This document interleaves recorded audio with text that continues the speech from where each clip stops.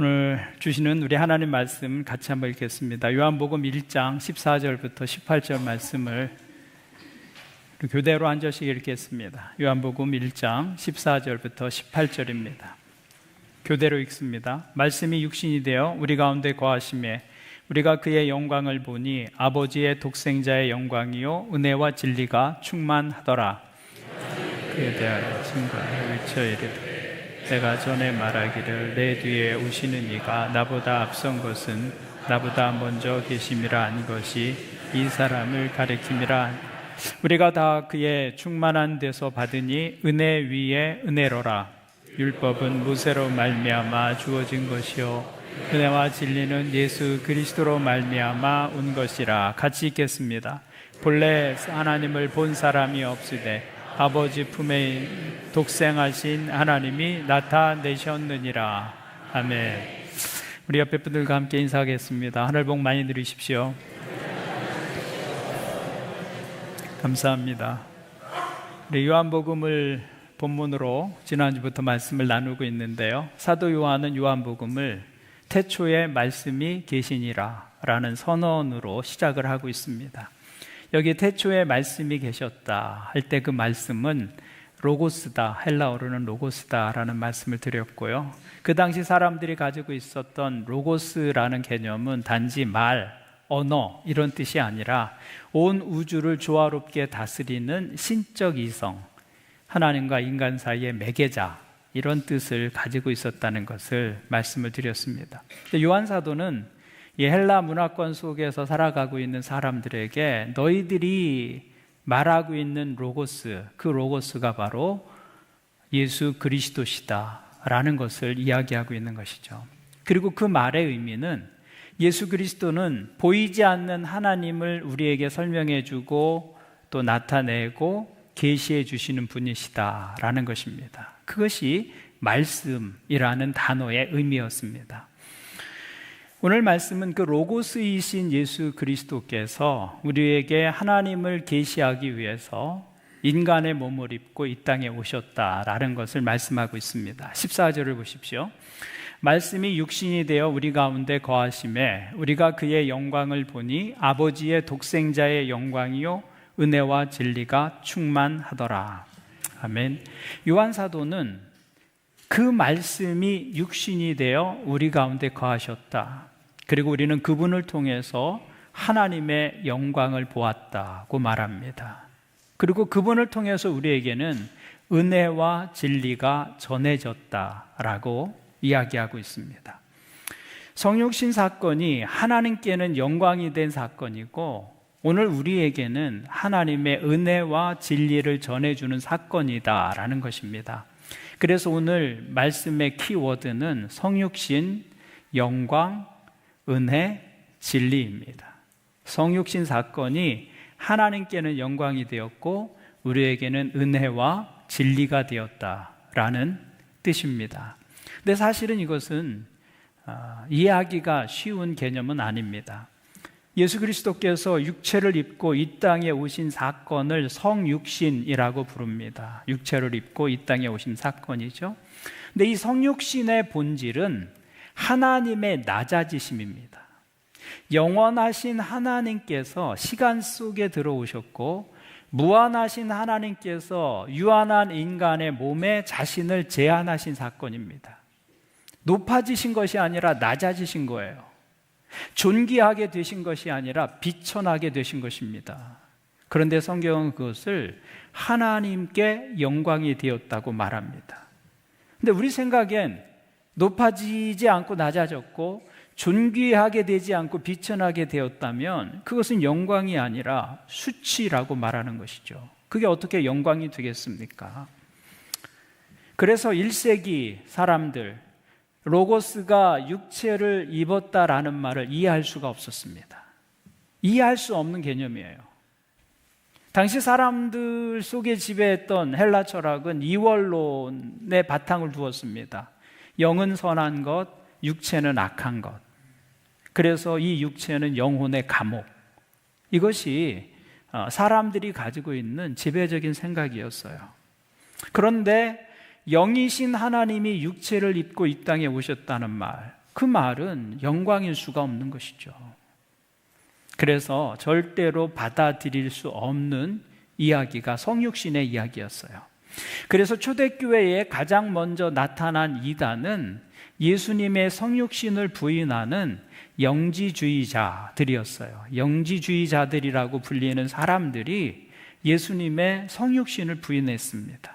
이 사람들은 영은 선하고 육은 악하다는 사상에 근거해서 하나님이 인간이 되실 리가 없다라고 주장을 했습니다.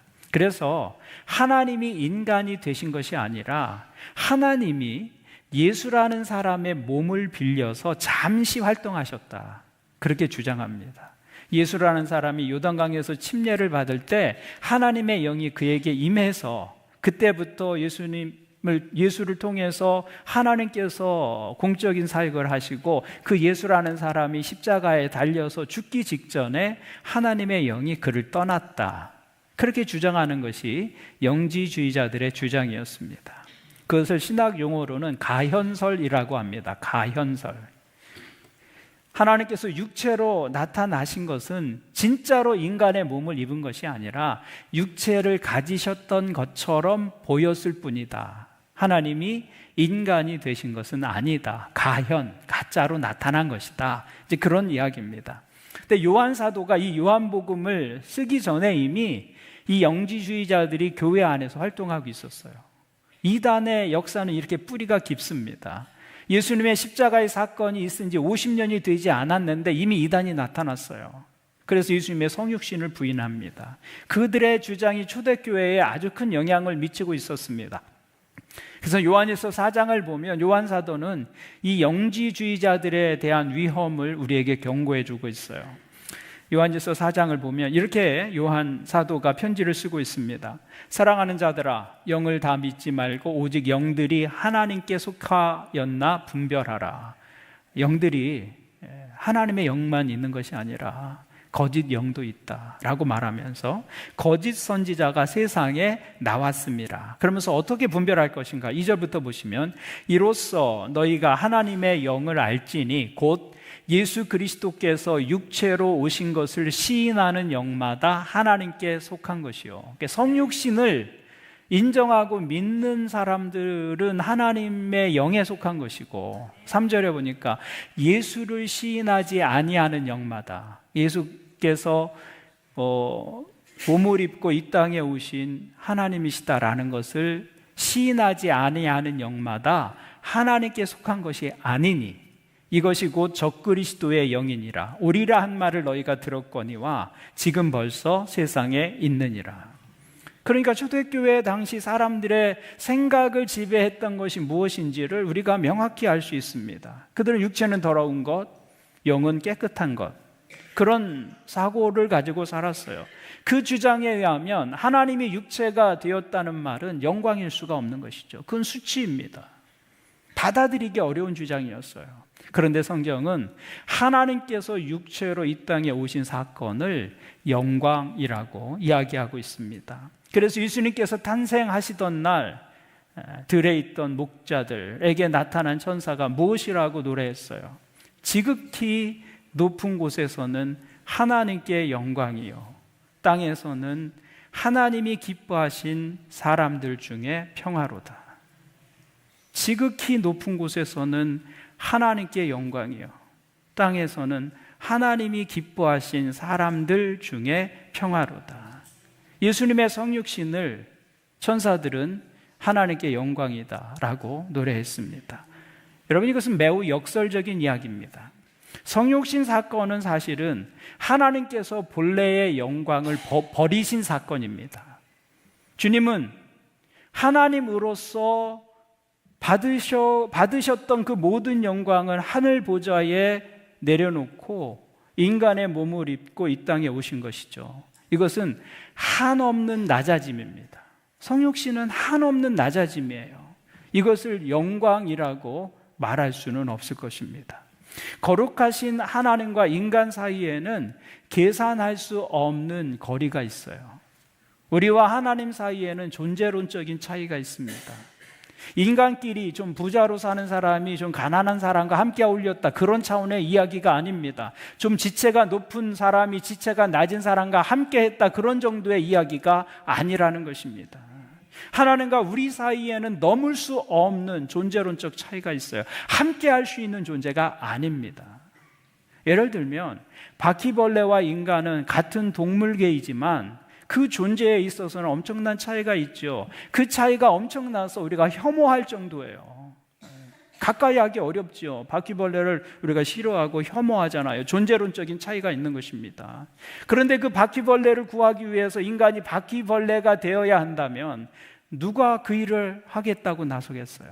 누가 그 일을 자원하겠습니까? 바퀴벌레를 구하기 위해서 인간이 바퀴벌레가 된다, 상상할 수 없는 일입니다. 더군다나 그것을 영광이라고 말할 수는 없겠죠. 그런데 하나님께서 인간이 되셨다는 말씀은 인간이 바퀴벌레가 되었다는 말과도 비교할 수 없는 엄청난 낮아짐입니다. 비교할 수 없는 낮아짐이에요. 그런데 하나님께서 인간이 되시기로 결정하신 것입니다. 그래서 인간의 몸을 입고 이 땅에 오셨습니다. 주님은 우리를 위해서 낮아지셨습니다. 그 낮아지심의 극치는 십자가예요. 십자가. 주님은 인간의 몸으로 우리 가운데 오셔서 죽기까지 낮아지셨다라는 것이죠. 창조주께서 인간의 땅에 오셔서 사람들에게 맞으셨고 침뱉음을 당했고 조롱을 받으셨어요. 벌거벗기셨고 나무에 달리셨습니다. 창조주가 피조물들에 의해서 벌거벗김을 당하시고 생명의 주인이신 하나님이 인간에 의해서 죽임을 당하신 사건, 그것이 성육신과 십자가의 사건이다라는 것입니다. 그런데 성경은 그것이 하나님께 영광이 되었다고 말합니다. 어떻게 그것이 하나님의 영광을 드러내는 일이 되겠습니까? 십자가가 하나님의 영광을 드러낸다고 하는 것은 그 십자가를 통해서 하나님께서 자신을 우리 가운데 증명하셨기 때문이에요. 나타내셨기 때문입니다. 십자가 위에서 하나님은 하나님이 어떤 분이신지를 우리에게 명확하게 보여주셨습니다. 그래서 하나님께 영광이 되었다고 하는 것입니다. 그 낮아짐이 하나님을 하나님으로 드러낸 사건이 되었기 때문에 하나님께 영광이 되었다는 거예요. 그러면 그 십자가를 통해서 증명된 하나님의 성품은 무엇인가라는 것입니다. 로마서 3장 25절은 이렇게 말씀합니다. 이 예수를 하나님이 그의 피로써 믿음으로 말미암는 화목제물로 세우셨으니 이는 하나님께서 길이 참으시는 중에 전에 지은 죄를 간과하심으로 자기의 의로우심을 나타내려 하심이니. 예수 그리스도의 십자가는 하나님의 어떤 성품을 드러냈느냐면 죄를 간과하시지 않는 하나님의 의로움을 드러냈다고 말씀하고 있습니다. 하나님께서 예수 그리스도를 속죄의 제물로 내어주심으로 하나님의 공의의 속성을 분명하게 드러내신 사건이 되었습니다. 하나님은 공의로운 분이시기 때문에 아무리 작은 죄라도 그냥 넘어가실 수 없는 분이십니다. 근데 하나님께서는 예수 그리스도를 십자가의 속죄의 제물로 내어주시고 죄에 대한 모든 진노와 저주를 그 아들을 향해서 남김없이 쏟아 부으셨습니다. 그 십자가를 통해서 죄에 대한 하나님의 태도, 죄는 조금도 하나님께서 허용하지 않으신다는 하나님의 태도를 분명하게 보이신 것입니다. 그래서 십자가는 죄와 타협하지 않으시는 하나님의 공의를 나타내는 사건이 되었습니다.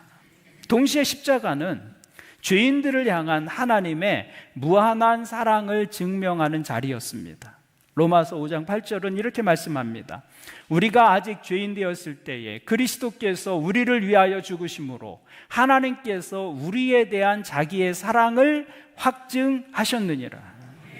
하나님은 십자가로서 죄인들을 향한 하나님의 사랑을 가장 명확하게 보이시고 증명하신 것입니다.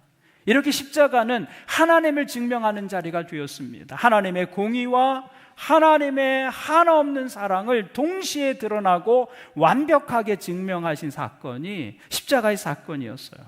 그래서 우리는 그 십자가를 통해서 하나님이 어떤 분이신지를 알게 된 것입니다.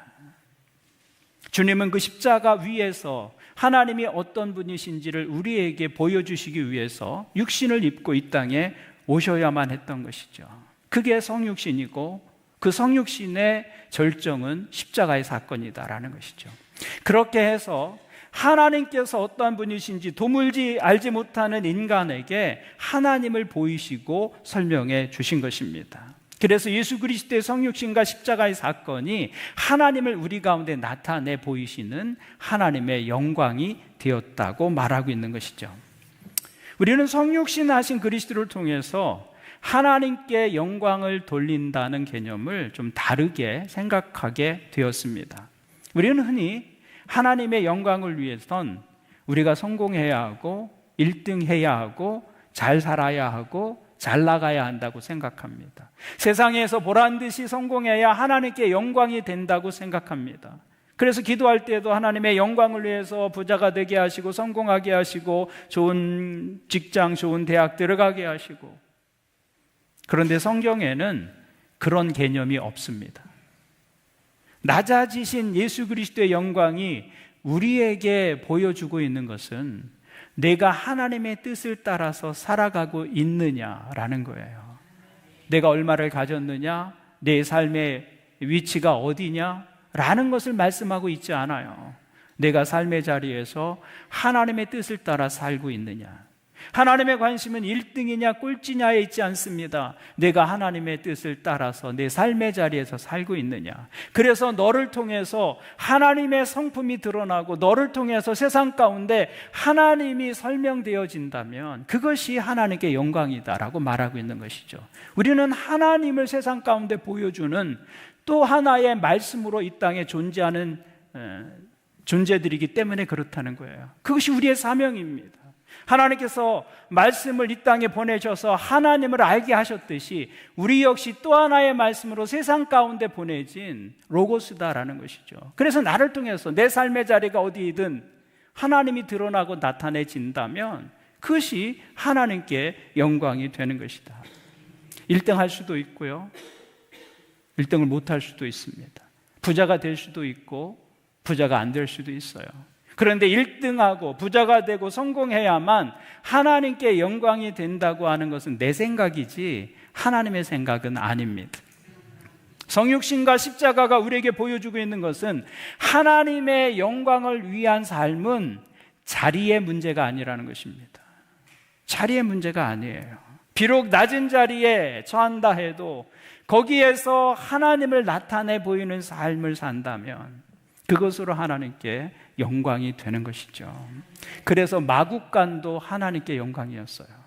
십자가도 하나님께 영광이었다 그 말입니다. 삶의 자리의 문제가 아니다. 그래서 우리의 삶이 어느 자리에 있든지 우리는 하나님의 영광을 위해서 사는 것이 가능하다라는 거예요.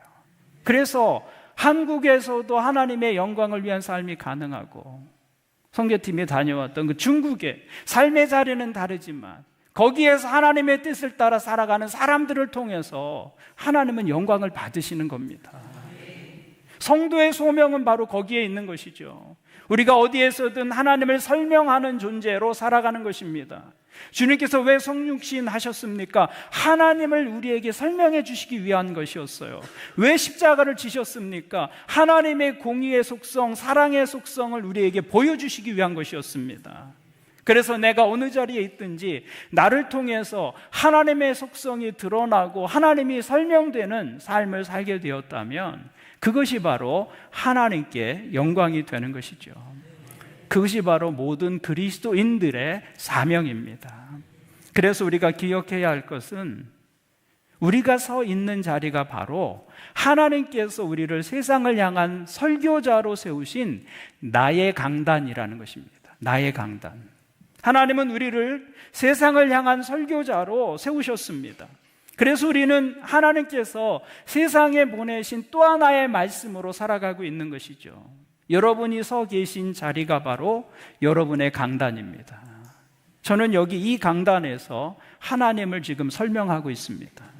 그리고 여러분은 여러분의 삶의 자리라는 강단에서 여러분의 삶을 통해서 하나님을 설명하는 설교자로 살아가는 것입니다.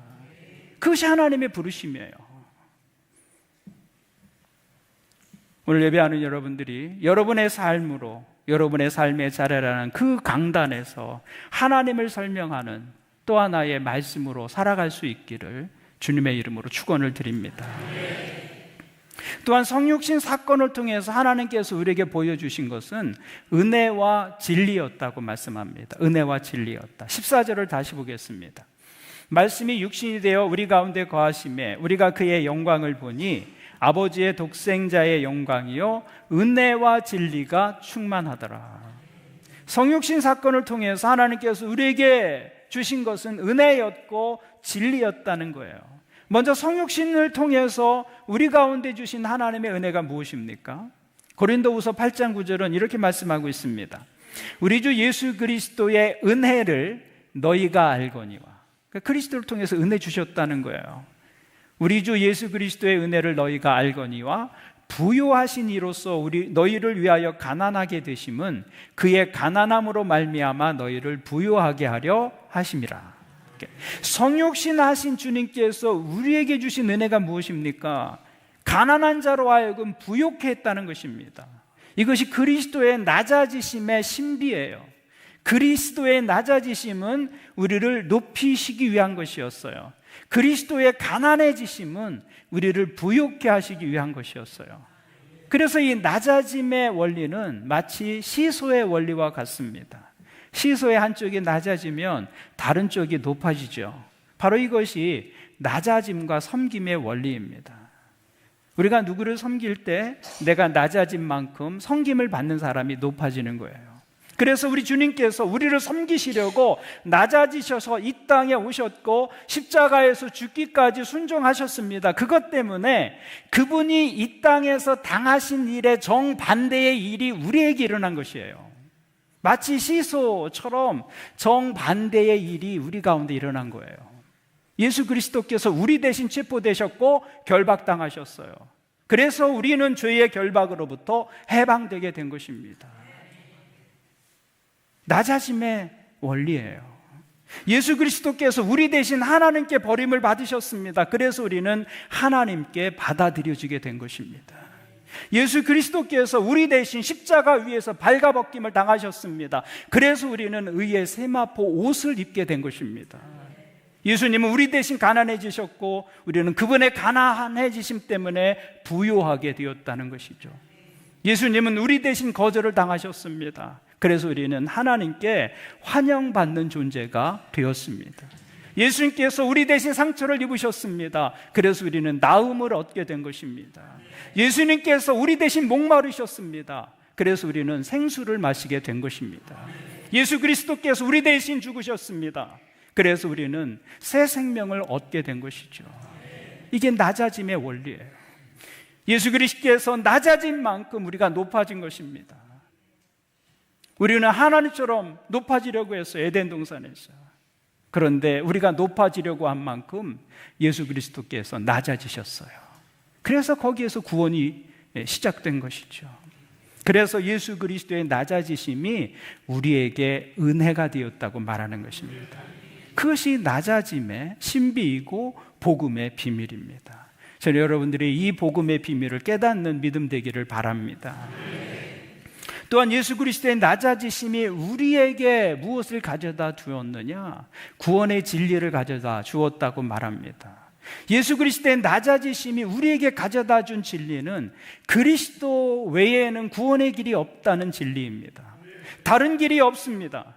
다른 길이 있다면 그리스도께서 이 땅에 오실 이유가 없었을 것입니다.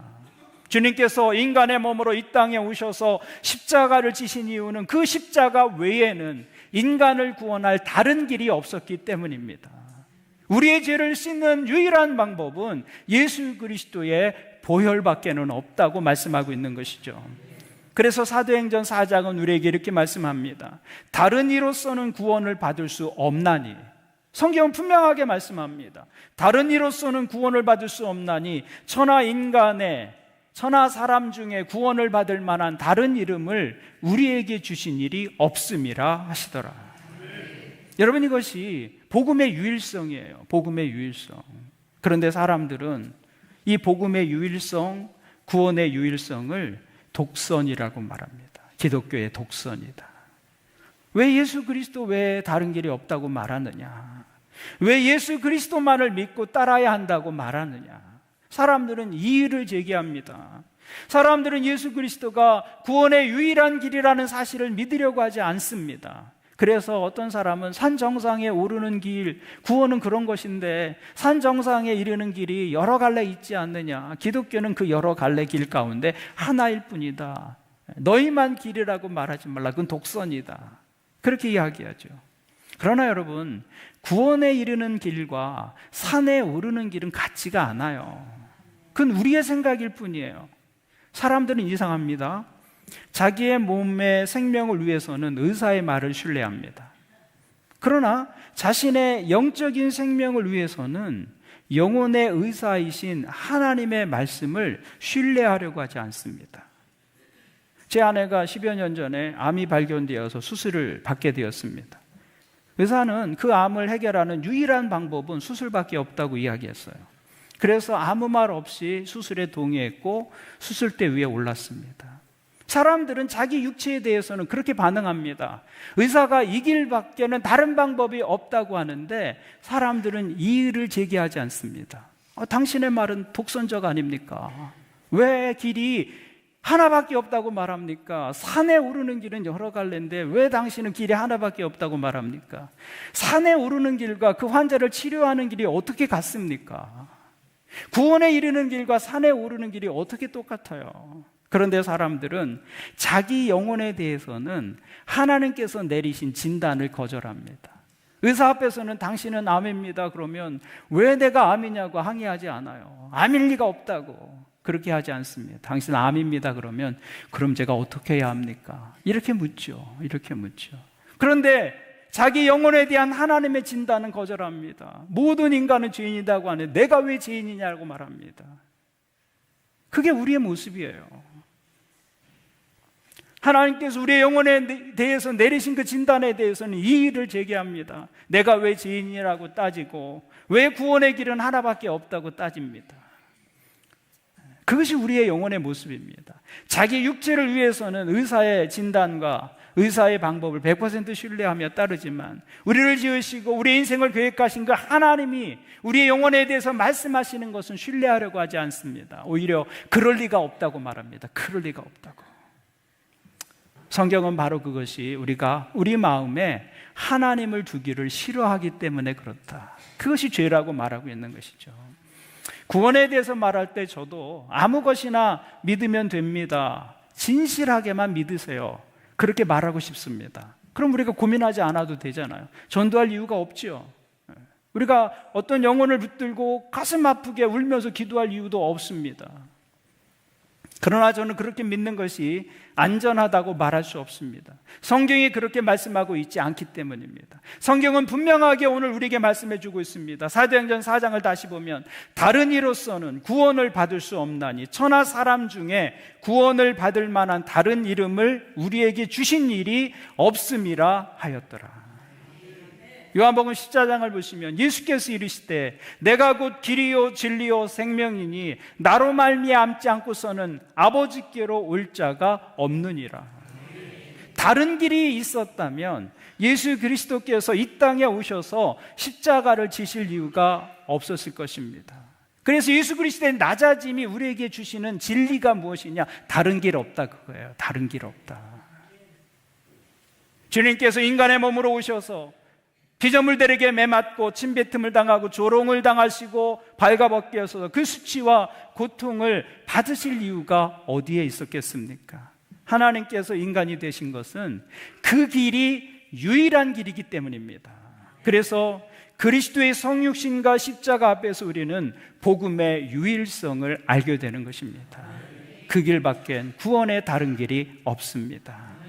오늘 여러분이 이 사실을 믿을 수 있기를 바랍니다.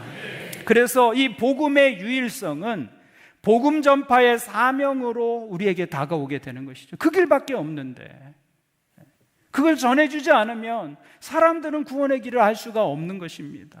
그래서 전하여 질 수밖에 없는 것이고 안타까움을 가지고 눈물로 기도할 수밖에 없는 것, 그것이 복음의 유일성입니다. 우리가 전하지 않으면 세상은 하나님의 구원을 알 수 없습니다. 그리스도께서 오시지 않으면 우리가 하나님의 구원을 알 수 없었던 것처럼 우리가 전하지 않으면 세상은 그리스도의 구원을 알 수가 없는 것이죠. 그래서 그리스도인의 삶은 영원 구원과 분리될 수 없는 것입니다. 그것이 하나님의 자녀로 부름받은 모든 사람들의 사명이다라는 것입니다. 오늘 예배하는 여러분, 그리스도의 십자가가 여러분의 삶의 자랑이 되기를 바랍니다. 우리 삶의 자리는 그 그리스도의 십자가를 증거하는 강단이어야 한다는 것이죠. 여러분의 삶의 자리가 여러분의 강단이에요. 거기에서 그리스도를 증명하고 그리스도를 드러내고 그리스도의 십자가를 전하는 삶을 사는 것, 그것이 바로 하나님께 영광이 되는 삶이다라고 말씀하고 있는 것입니다. 여러분의 삶이 어느 자리에 있든지 십자가의 복음을 전하고 하나님을 드러내는 또 하나의 로고스, 또 하나의 말씀이 될 수 있기를 주님의 이름으로 축원을 드립니다. 아멘. 기도하시겠습니다. 하나님 아버지 감사합니다. 오늘 말씀을 통해서 주님의 성육신과 십자가의 낮아지심, 그 신비를 깨닫게 하시니 감사합니다. 주님의 낮아지심으로 우리는 높임을 받았고 주님이 친히 가난해지심으로 우리는 부유하게 되었습니다. 그 은혜를 잊지 않게 도와주옵소서. 그리고 이 땅을 살아가는 우리 모두에게 주어진 사명이 내 삶의 자리를 강단 삼아 그 하나님을 드러내고 설명하는 것임을 잊지 않게 도와주옵소서. 또한 주간의 삶의 자리에서 우리의 말과 행동과 태도와 섬김의 모습을 통해 보이지 않는 하나님을 세상 속에 드러내며 또 하나의 말씀으로 하나님을 설명하는 삶 살아가게 도와주옵소서. 그리하여 세상이 우리를 통해서 하나님을 보고 하나님의 구원을 알게 역사하여 주옵소서. 예수님의 이름으로 기도합니다. 아멘.